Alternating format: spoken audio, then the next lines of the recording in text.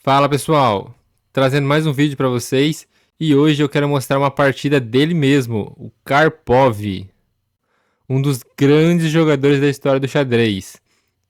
E nessa partida aqui, ele usa uma das suas defesas favoritas, a defesa Caro-Kann, que hoje em dia tem como o principal jogador aí o Firouzja. Porém, antigamente, o principal jogador da defesa Caro-Kann era o Karpov. E ele vai mostrar que não é uma defesa só para retranqueiro, que dá sim para jogar um xadrez de ataque com essa defesa também. Então vamos para a partida. Bom, aqui o Karpov está jogando contra o John Nan, um grande mestre e grande autor aí de vários livros famosos, talvez vocês conheçam. A partida começou com E4, C6 a Caro-Kann, D4 e D5. Aqui a gente tem a variante do avanço com E5, que é considerada aí a linha mais desafiadora contra a Caro-Kann. Karpov segue com bispo F5, desenvolvendo o bispo antes de jogar E6 e fechando a cadeia de peões. Essa é a grande diferença aí entre a Caro-Kann e a francesa, basicamente, que na Caro-Kann o bispo ele joga fora da cadeia de peões. A gente tem H4 aqui pelo John Nan, que é conhecida como a variante Tau. Esse lance aqui, ele cria a ameaça de no próximo lance jogar G4 e quando o bispo recuar, tem o lance H5, completamente encurralando esse bispo aqui.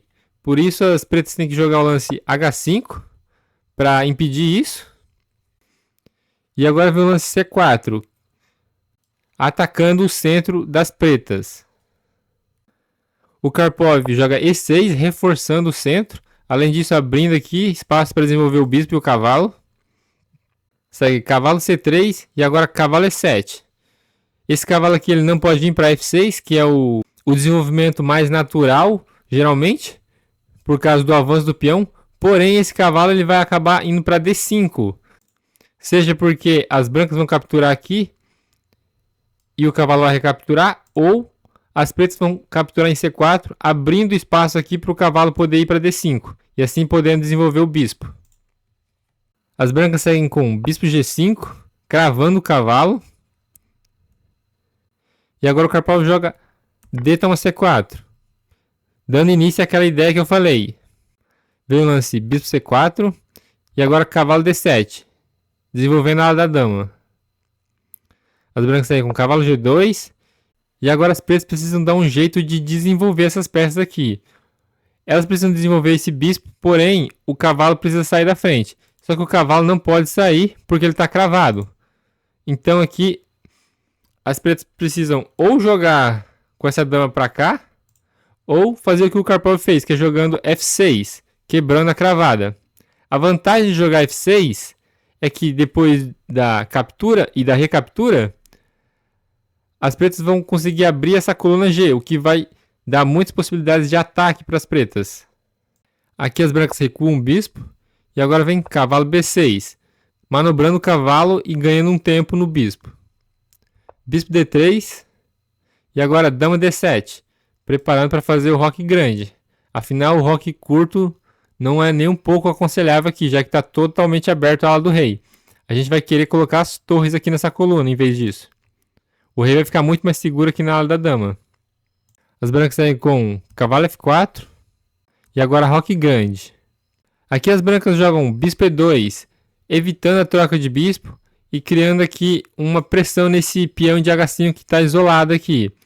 Elas estão tentando manter as peças pretas ocupadas defendendo esse peão aqui de H5. Aqui o Karpov joga cavalo de ED5. As brancas capturam, recaptura com o cavalo e agora roque curto. Não é muito aconselhável jogar o lance bispo captura H5 ganhando esse peão, porque viria o lance cavalo B4, criando várias ameaças aqui de cheque. E se você tentar sair com o rei com um roque, por exemplo, vira o lance dama H7, atacando o bispo mais uma vez, e quando esse bispo sair, esse peão aqui vai cair. Além disso, a pressão aqui nessa coluna H seria muito grande. Por isso, em vez disso, as brancas optaram por fazer o roque aqui. Porém, esse lance também não é muito bom. Por quê? você está colocando o rei exatamente na coluna aberta. Talvez o melhor lance fosse primeiro capturar aqui em D5 e tentar consolidar um pouco mais a posição antes de rocar. Bom, seguiu o roque e agora bispo D6. O Karpov segue desenvolvendo, colocando todas as peças em prontidão para o ataque. Agora sim, as brancas capturam aqui em D5, segue a recaptura e agora dama D2. Novamente, capturar esse peão aqui seria bem desastroso. Em vez disso, as brancas estão tentando trocar peças aqui. Por exemplo, jogando bispo F4 para contestar esse outro bispo aqui. O Karpov seguiu com torre E8. Veio torre E1 primeiro. E agora torre de HG8. O Karpov fala, se você quiser pegar esse peão, ele pode pegar. Ele não faz diferença. O que importa é o ataque no rei. A segurança do rei branco. Aqui as brancas jogam o bispo F4, tentando fazer a troca de peças. Porém, o Karpov tinha um arremate muito forte aqui, que ele não jogou. Se você quiser pausar o vídeo e tentar encontrar, fica à vontade. Bom, eu tenho certeza que você conseguiu encontrar o lance. E é torre G2, sacrificando a torre.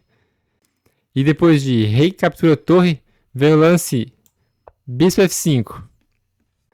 E aqui tem duas possibilidades para as brancas. Uma é jogar F3, na qual seguiria dama G4, se aproveitando da cravada aqui do espião.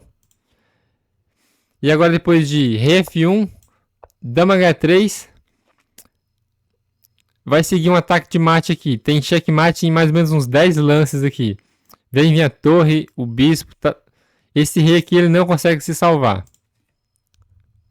E em vez de F3, se as brancas jogassem rei H2, por exemplo, vem o lance que eu acho mais difícil de encontrar aqui, que é o lance dama F5. Esse lance aqui, aparentemente calmo, ele cria uma ameaça muito forte. A primeira é simplesmente capturar aqui o bispo, atacando o rei e a dama. E é impossível você defender esse bispo novamente. E se você tentar sair com o bispo, por exemplo, capturando aqui em D6, viria o lance dama F2 cheque. E depois de rei H3, dama H2 checkmate. Porém, o Karpov não jogou esse lance torre G2, que é muito difícil de você encontrar todas essas variantes. Ele seguiu com bispo captura F4. Depois de dama captura F4, veio o lance torre E4, atacando a dama e ativando a torre ainda mais. As brancas jogaram dama H6 e agora bispo H3, atacando aqui em G2, usando a cravada da torre. As brancas defendem com G3.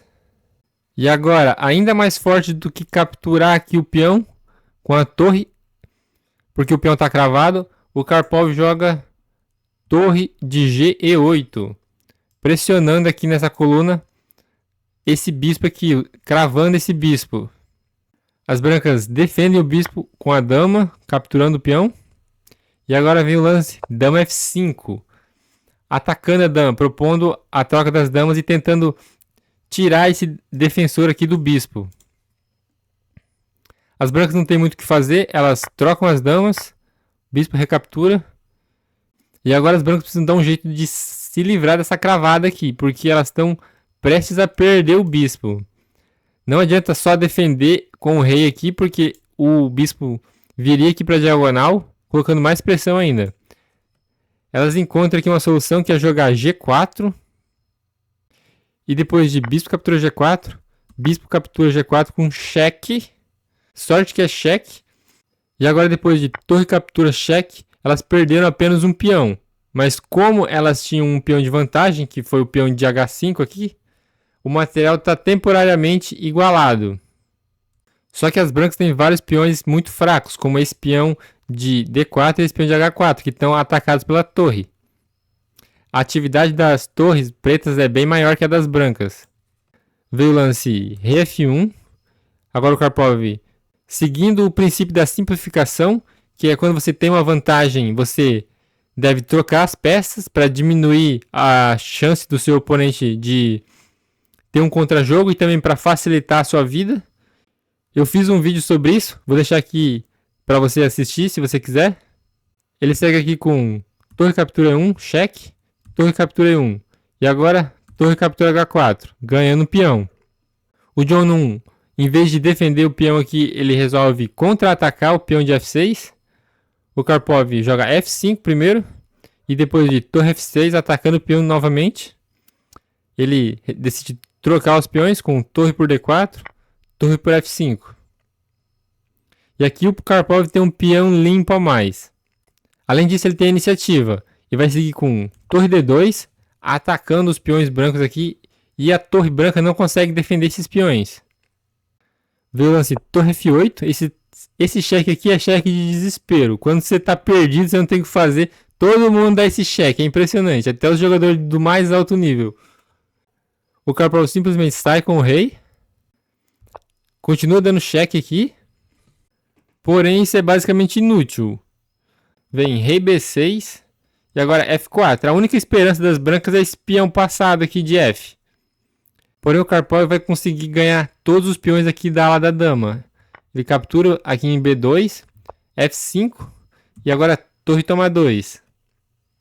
F6. As brancas continuam disparando esse peão. É a única chance de criar algum contra-jogo. E agora torre A4. Se preparando para pôr a torre atrás do peão para defender. Afinal de contas, as pretas aqui elas precisam prestar um pouco de atenção nesse peão. Não pode simplesmente seguir avançando aqui de qualquer jeito, porque o peão das brancas está bem mais próximo da promoção. Veio o lance rei G2 e agora torre F4. Bem tempo antes do rei chegar aqui e controlar a casa. Rei F4 e torre F1. Rei G4, A5. O Karpov vai disparar esses peões aqui da dama agora. Rei G5, A4. Torre F8. Rei C5. Rei G6. O rei vem tentando se aproximar aqui da casa de promoção. Porém, o Karpov segue avançando aqui na ala da dama. Torre A8. Tira a torre da frente e tenta controlar um pouquinho aqui. Porém, é tarde demais aqui já. Porque depois de D4, rei F7, o Karpov pode simplesmente sacrificar a torre aqui por esse peão passado. E a torre branca nunca vai conseguir parar todos os peões pretos. Seguiu o lance D3. Torre D8. As brancas nem se preocupam em promover aqui, porque não faz muita diferença. Rei C4.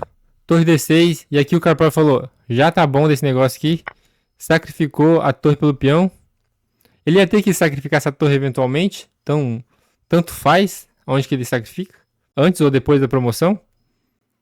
Rei toma. C5. Rei E6. E depois de A3. As brancas abandonam aqui, porque é impossível parar todos os peões. Bom, pessoal, essa aí foi a partida. Nessa partida aí o Karpov mostrou toda a maestria dele na Caro-Kann. Mostrou que dá sim para jogar um xadrez de ataque. Principalmente nessa variante do avanço, que é a variante mais desafiadora para Caro-Kann. Se você gostou do vídeo, deixa o like e se inscreve no canal. E até a próxima. Valeu!